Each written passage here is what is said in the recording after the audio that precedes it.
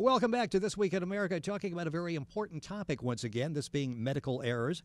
Diane Pinakavich is with us. She's the president of the National Patient Safety Foundation. That's an organization whose mission it is to improve the safety of patients. They're also a resource for individuals and organizations committed to improving the safety of patients. Now, the website is very simple. It's www.npsf.org. nationalpatientsafetyfoundation.org. You can go to our website, thisweekinamerica.us, and you can link on. Diane, first of all, thank you so much for being with us on the program. Pleasure. Thank you for having me. We had a chance to talk with John McCormick, and what an amazing story about an individual who set out and was bucking the system in the beginning and actually is seeing something accomplished. Yes. That often is the case when people get effectively involved. Yeah, and it's happening all across the country. What's amazing with this is I'm doing some reading in the Journal of the American Medical Association and talking about medical errors, saying the nationwide pace of change is painstakingly slow and the death rate has not changed much. Is it still as prevalent as it was maybe 3-4 years ago when we first started really paying some attention to it? Well, it's difficult to even make that statement because it's very difficult to understand what the denominator is. We know that we have an issue, and we know that there are medical errors that are resulting in unanticipated outcomes, and unfortunately sometimes those do result in a death.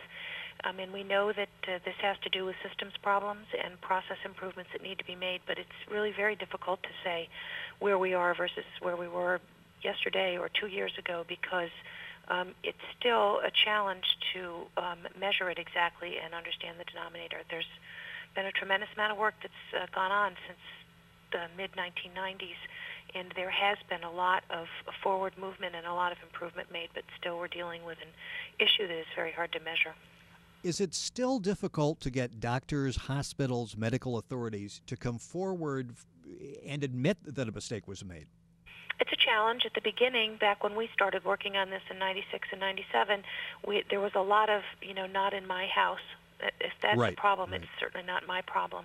And the early movers were people who really got involved, really not by positive choice, but because they'd had a sentinel event occur in their institutions. But over time, what's happened is that people understand that the system is complicated.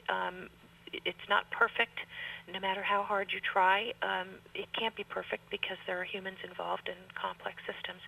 And the understanding that I think has been transformational in the industry is that it is not the result of bad practitioners that these things happen. Most often it's the result of a confluence of systems issues. And so people are more willing to talk about it, certainly a lot more willing than they were in the past. And the kind of movement toward reporting not only things that go wrong, but things that look like they could potentially go wrong is really starting to change our environment from one where we used to not want to talk about this stuff to one where we are very deliberately discussing it so that we can learn. The program is This Week in America. Diane Pinakavich is with us. She's the president of the National Patient Safety Foundation. We're talking about medical errors. Let's talk a little bit from a consumer standpoint. What are some of the things that we should watch for, whether we're going into a hospital or a medical situation or we have loved ones who are? A lot of these errors could be avoided if people had a little heads up before they enter the system. What can they do to prevent being a statistic? That's a very good question.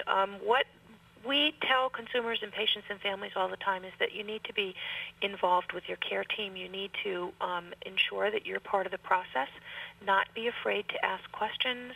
There are lots of initiatives out there like the Ask Me 3 program and other such things where people are encouraged to make sure that they understand what their provider's telling them. If they feel that they need to have an advocate or a family member with them, they certainly should do so, particularly if they're going into an inpatient setting where they might not be as able to be as focused and pay as much attention as they normally would. It's always good to have someone with you who can ask questions and make sure that you understand the answers. You'll find when you go into the system now that there's a lot more attention to pay to constantly rechecking your identification, and that's something that you should be very happy about because it does prevent unnecessary errors from happening. We encourage patients to not only ask questions, get involved, make sure you understand any medications that you're on and have that information with you whenever you go into the system so that you can help ensure that the medications you get are appropriate for you.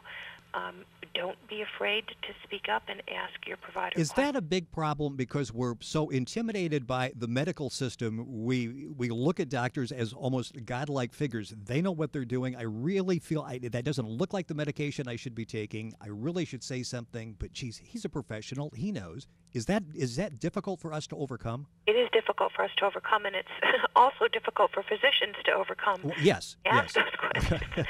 But we've come a long way in that regard, and that is becoming more and more expected and accepted.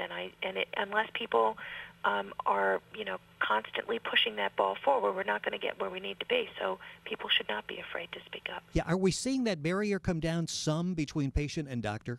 Absolutely. There's been a tremendous amount of movement of the culture of medicine since this work began in 96 and 97.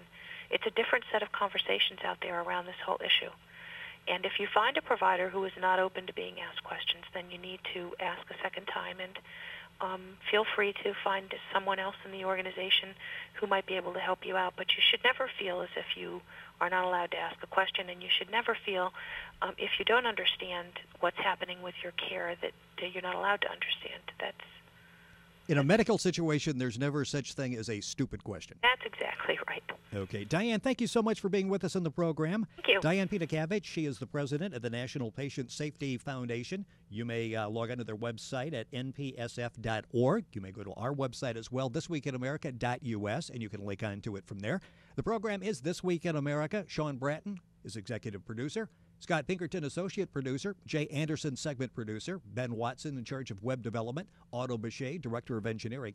This Week in America is produced by Blue Funk Broadcasting, LLC, and the program is distributed nationally by Syndication Networks Corporation, Morton Grove, Illinois. Once again, our website, you can check it out for information, guests on this program as well as past guests. It's thisweekinamerica.us. Thank you so much for joining us on This Week in America. Please do it next time.